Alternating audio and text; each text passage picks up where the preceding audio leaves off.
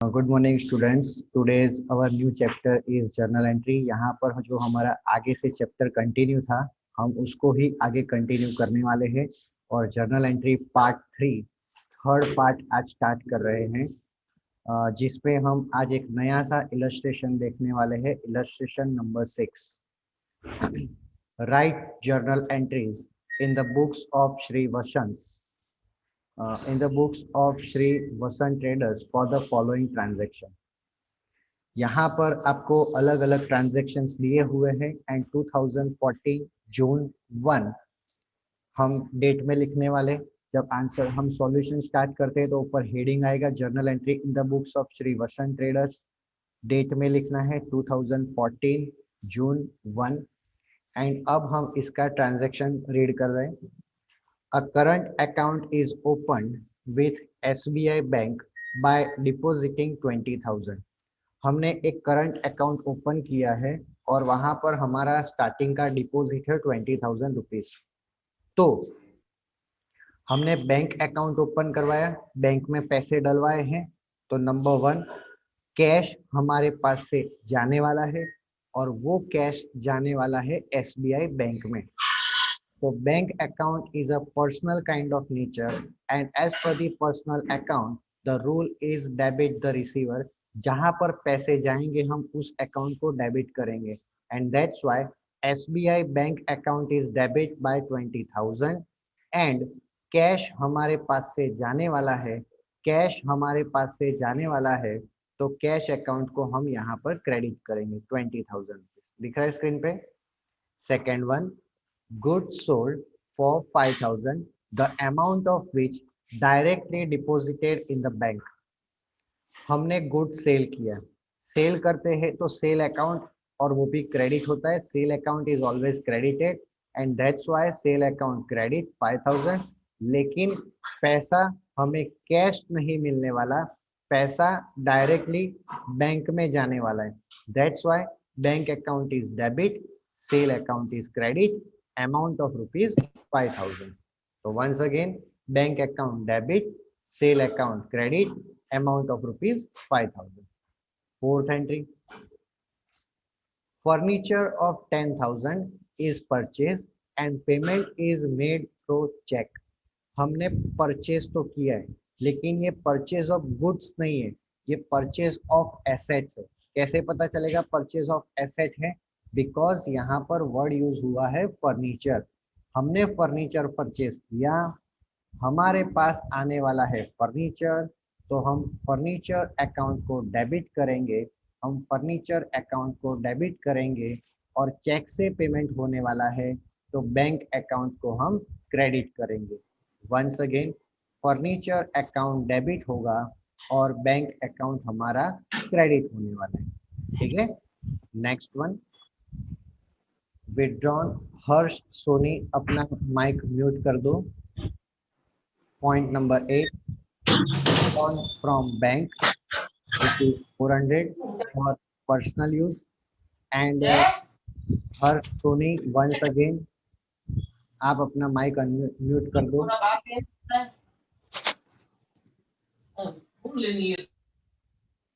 Okay, point number 8, withdrawn from bank rupees 400 for personal expense and 700 for office expense। Bank में से हमें पैसा withdraw करना है तो बैंक में से पैसा विड्रॉ करेंगे तो वो पैसा कहाँ जाने वाला है? पर्सनल एक्सपेंस के लिए। तो पर्सनल एक्सपेंस को हम क्या नाम देते हैं? Drawing.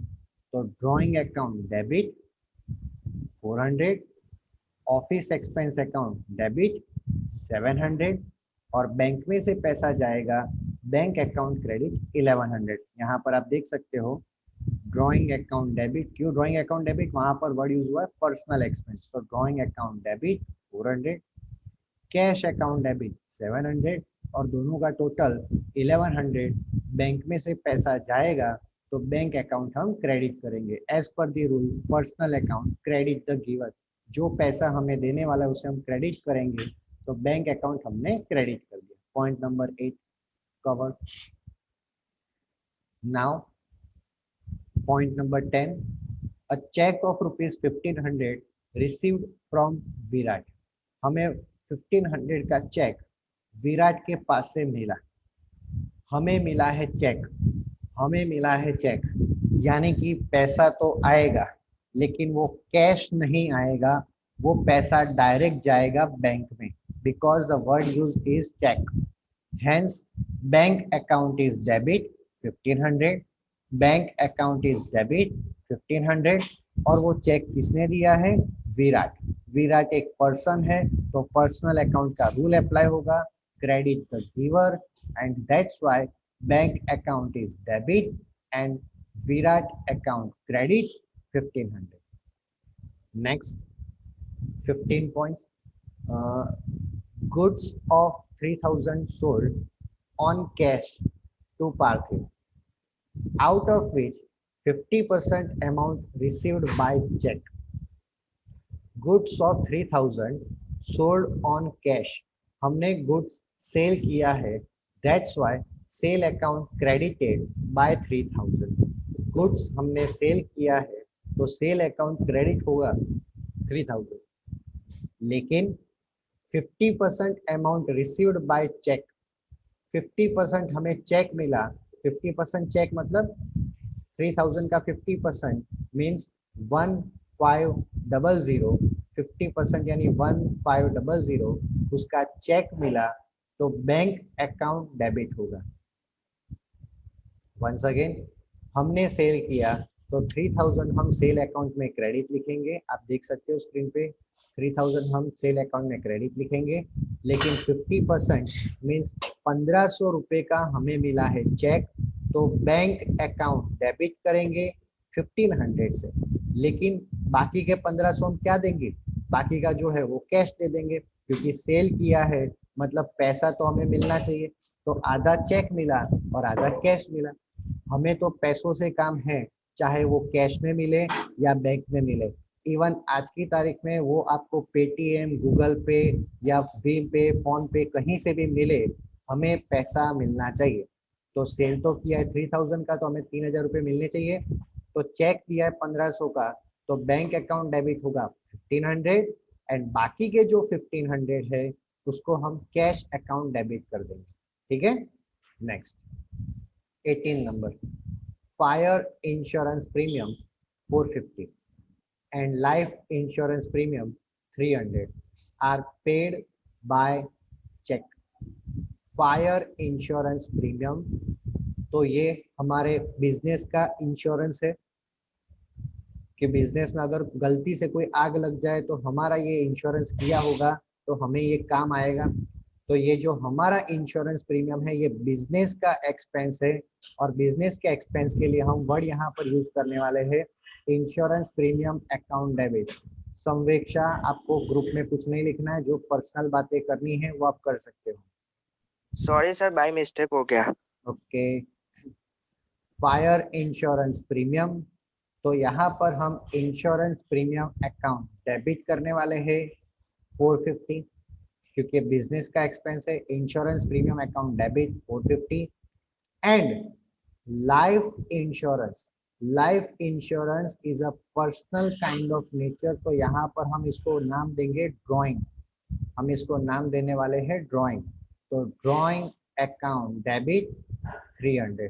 Once again insurance premium account debit 450, drawing account debit 300, और दोनों का टोटल मिलाकर 750 पेड बाय चेक। हमने चेक से पेमेंट किया, हमारे बैंक में से पैसा जाएगा तो बैंक अकाउंट क्रेडिट होगा। Total of both of this is 750। And once again fire insurance, तो हम यहाँ पर एंट्री करने वाले हैं fire insurance premium account debit 450, drawing account debit 300 to bank account 750. Simple. Next, a check of dividend warrant 200 deposited in the bank.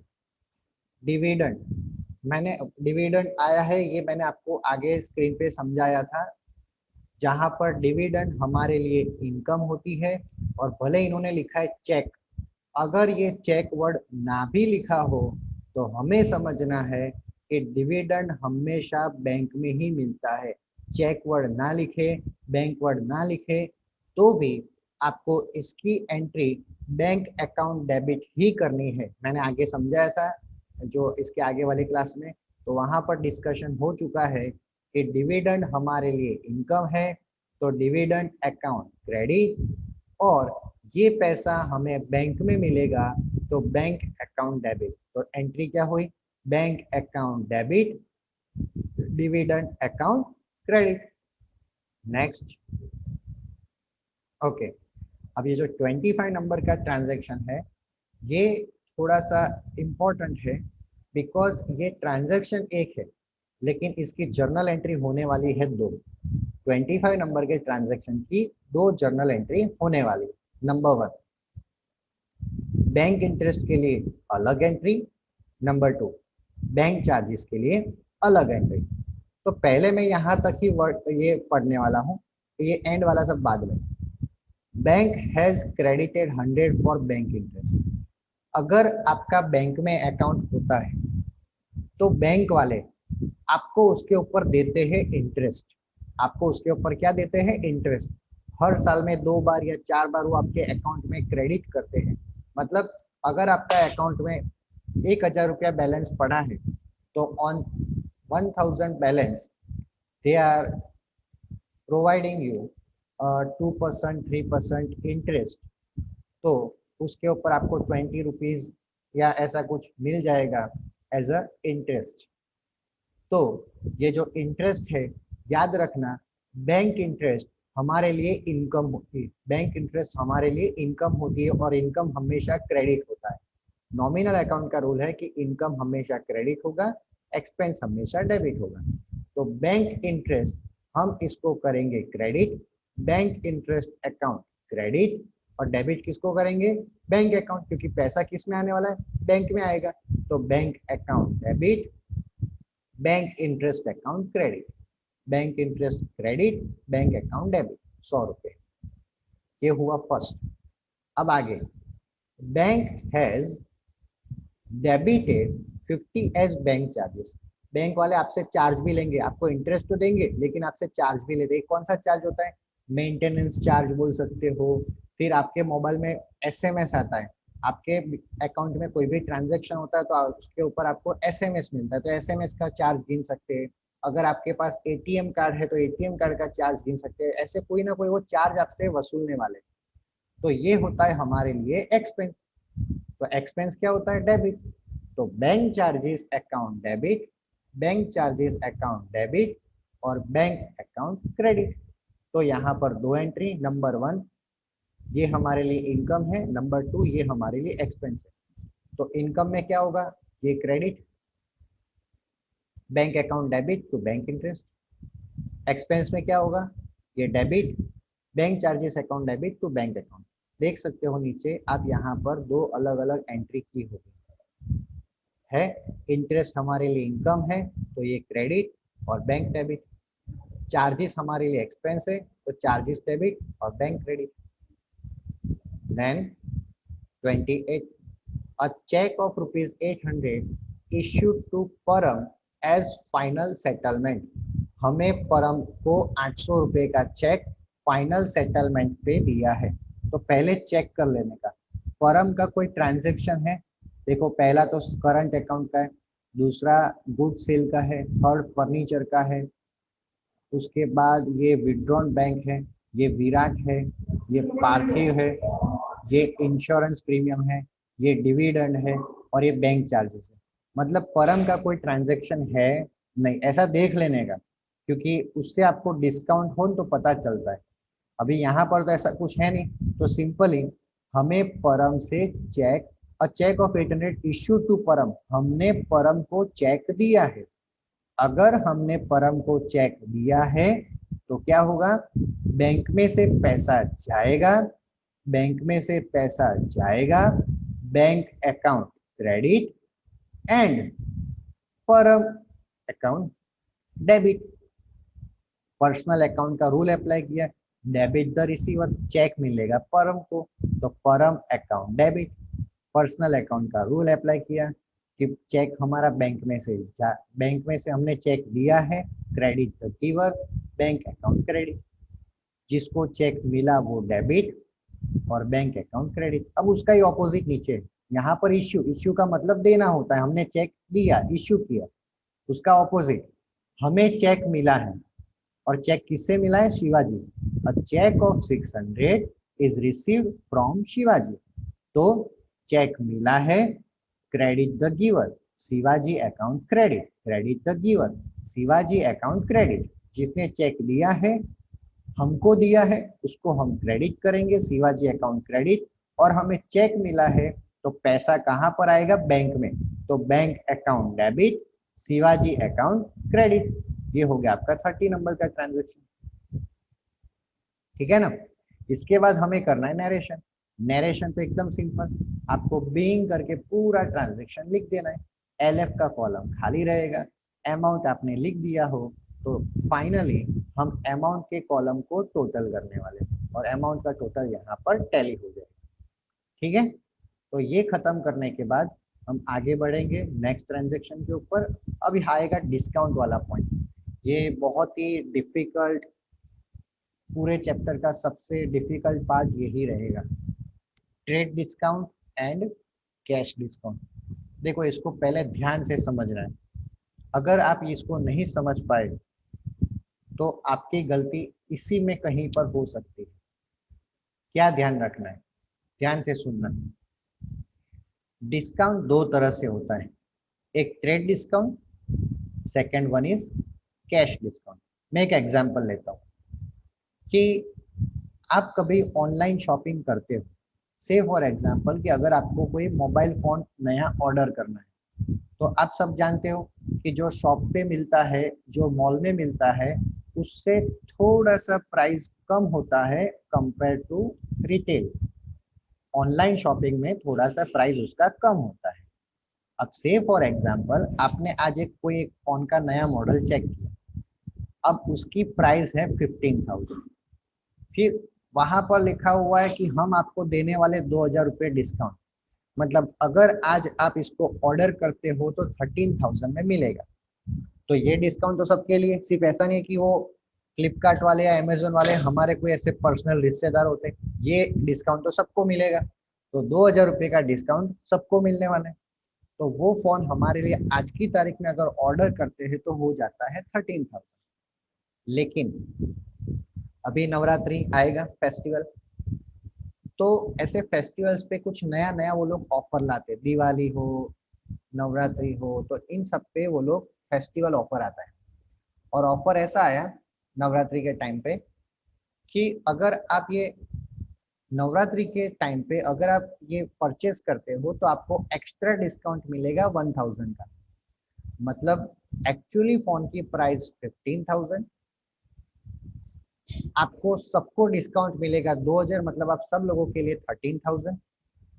लेकिन अगर आप बिटवीन नवरात्रि आप ऑर्डर प्लेस करते हो और डायरेक्ट पेमेंट करते हो कार्ड से, तो आपको 1,000 एक्स्ट्रा डिस्काउंट मिलेगा और वो फोन की प्राइस फिर हो जाएगी 12,000। तो जो फोन 15,000 का है, अगर वो हमें नॉर्मली आज परचेस करना है तो 13,000, लेकिन नवरात्रि के टाइम पे अगर हम कार्ड से परचेस करते तो 12,000 हो जाएगा। तो पहली बात, एक ऐसा डिस्काउंट है जो उन्होंने सबको दिया 2,000 रुपये का, जिसको हम बोलते हैं ट्रेड डिस्काउंट, ये सबको मिलता है।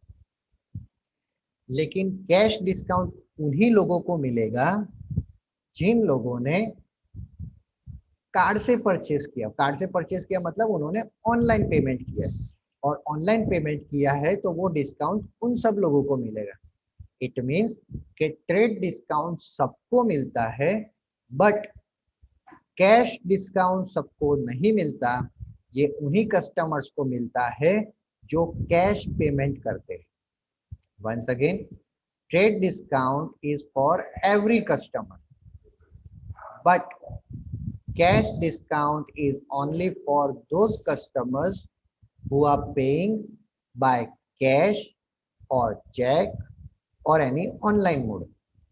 अगर आप पैसे बाकी रखते हो, बोले हम 2 दिन के बाद देंगे, तो फिर आपको कैश डिस्काउंट नहीं मिलेगा।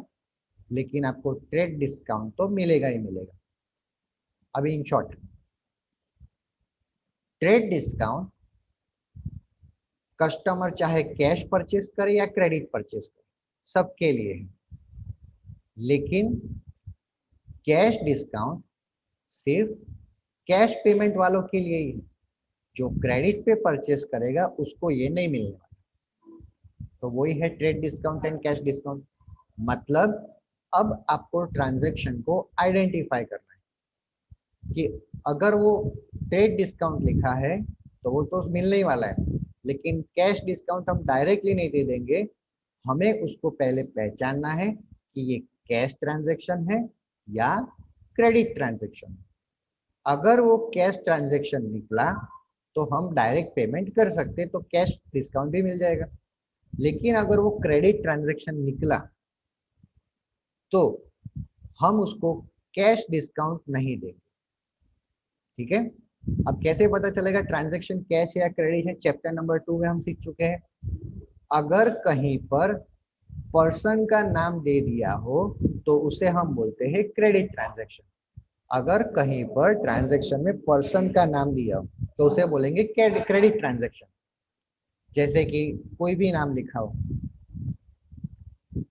नेचुरल पर्सन हो, आर्टिफिशियल पर्सन हो। आर्टिफिशियल पर्सन मतलब स्कूल का नाम, कॉलेज का नाम, इंस्टीट्यूट का नाम, कोई बिजनेस का नाम, कंपनी का नाम। तो ये सारे अगर नाम आते हैं तो उसको बोलते हैं क्रेडिट ट्रांजैक्शन। और क्रेडिट ट्रांजैक्शन हो तो हम कैश डिस्काउंट नहीं देने वाले। अब इसके ऊपर ये उसका डिफरेंस है जो मैंने आपको समझा दिया है।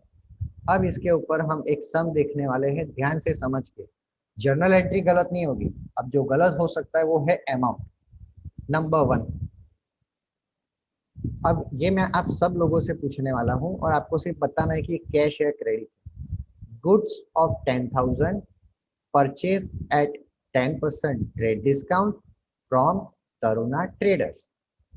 तो गुड्स हमने परचेज किया है। अच्छा, मुझे ये बताओ कि क्या ये ट्रांजैक्शन में पर्सन का नाम दिया है? टेल मी यस और नो। Yes sir. ओके, तो यहाँ पर हमें पर्सन का नाम दिया है तो हम इसको बोलने वाले हैं क्रेडिट ट्रांजैक्शन। और क्रेडिट ट्रांजैक्शन बोल के करना क्या है? यहाँ पर कैश पेमेंट नहीं होगा। तो जर्नल एंट्री क्या होगी? Purchase account debit to Taruna traders account. हम यहाँ पर टू करके कैश नहीं लिख सकते क्योंकि कैश ट्रांजैक्शन है ही नहीं। कैसे पता चला? क्योंकि यहाँ पर पर्सन का नाम दिया है। अब बात करते हैं अमाउंट की। 10,000 का गुड्स, उसके ऊपर 10% ट्रेड डिस्काउंट। अब देखो 10% में आपको कैलकुलेट करना ओरली सिखा देता हूँ क्योंकि ये पूरे चैप्टर में काम आएगा। जो भी अमाउंट है अगर आपको उसके ऊपर 10% कैलकुलेट करना है तो आपको वो अमाउंट में से एक जीरो निकाल देने का, मतलब वो हो जाता है 10%। से फॉर एग्जाम्पल यहाँ पर 10,000।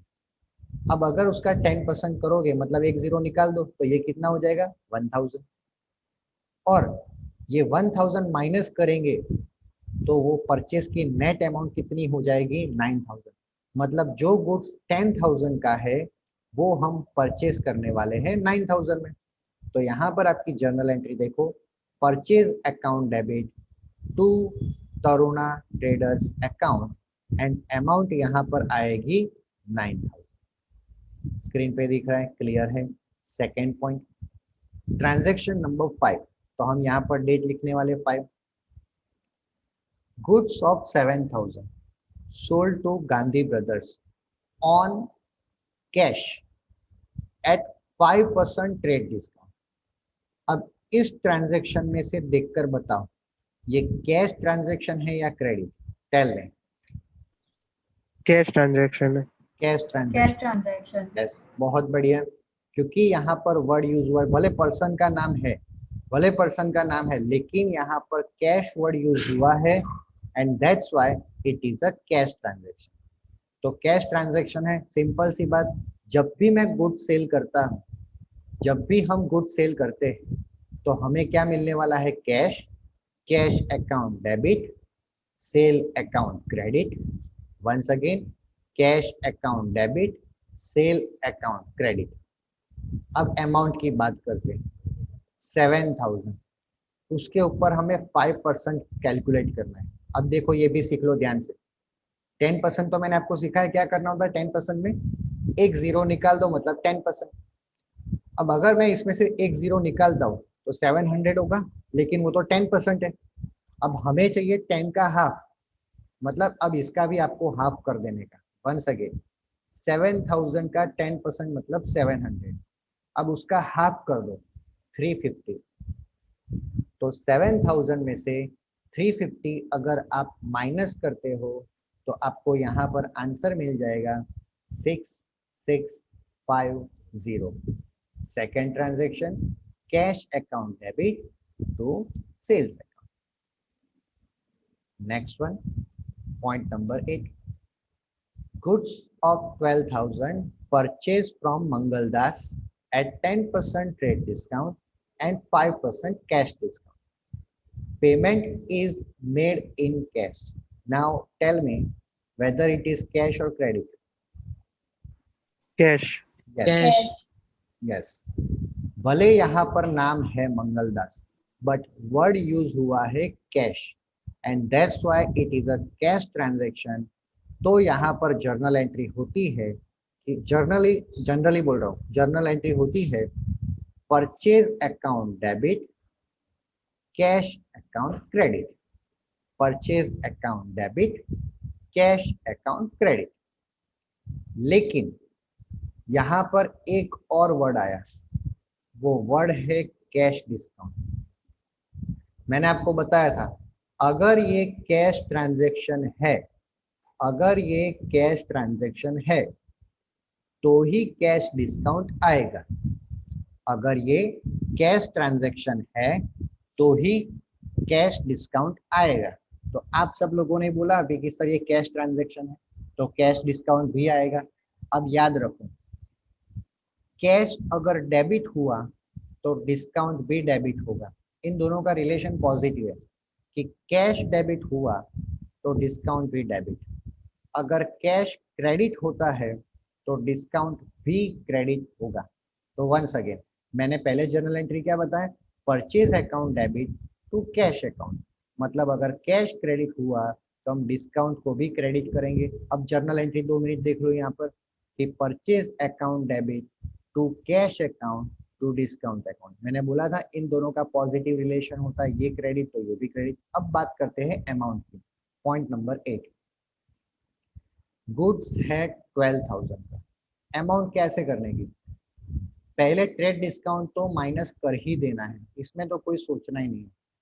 12,000 में से 10% ट्रेड डिस्काउंट माइनस कर ही देना है, इसमें तो हमें कोई सोचना है ही नहीं। तो 12,000 में से 10% माइनस करेंगे तो हमें यहाँ पर आंसर मिलने वाला है 10,800। ठीक है, तो ये जो 10,800 है वो लिखा। फिर अब हमें इतना तो पता चल गया कि यहाँ पर कैश डिस्काउंट आएगा, क्योंकि कैश है तो ये डिस्काउंट भी आएगा और दोनों पॉजिटिव रिलेशन, एक क्रेडिट तो सेकंड भी क्रेडिट। अब क्या करना है, जो 10,800 अमाउंट आई है उसका करना है हमें 5%। तो 10,800 का 5% कैसे करेंगे, पहले 10% मतलब एक जीरो निकालो फिर divide by 2, 1080 and 1080 is divided by 2, then answer is 540। तो 10,800 डेबिट, 540 क्रेडिट, एंड इसमें से अगर हम इसको माइनस करते हैं तो difference amount is 10,260। This is transaction number 8। And आज के लिए आज का लास्ट ट्रांजेक्शन हम रखते हैं, goods of 11,000 sold to Viral at 10% trade discount, 5% cash discount, payment is received in cash. चलो ये बताओ, ये कैश ट्रांजैक्शन या credit? Cash. Cash. Yes, word cash. Yes, भले ही नाम लिखा है विरल लेकिन कैश वर्ड यूज हुआ है, मींस ये कैश ट्रांजैक्शन है। तो हमने गुड्स सेल किया है तो सेल अकाउंट क्रेडिट होगा, cell account credit, cash account debit, और अगर ये डेबिट हुआ तो ये भी डेबिट हो जाएगा, क्योंकि इन दोनों का पॉजिटिव रिलेशन, कैश डेबिट तो डिस्काउंट अकाउंट भी डेबिट। तो हमारी एंट्री हो जाएगी cash account debit, discount account debit to sale account.